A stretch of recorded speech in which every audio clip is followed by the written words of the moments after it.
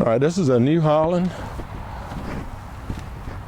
LX865 turbo with a super boom. Comes with the forks, comes with the bucket. It's got about 1,400 and something hours on it. Looks like it's been taken care of. Not near as rough as the last one was sold. So let's see what it'll do. We'll get an operator and get it running. All right, here she is. We'll just operate a little bit, around in a circle or two. I believe this is going to be a good machine for somebody. Not that many hours on it, hasn't been treated rough. Runs and operates.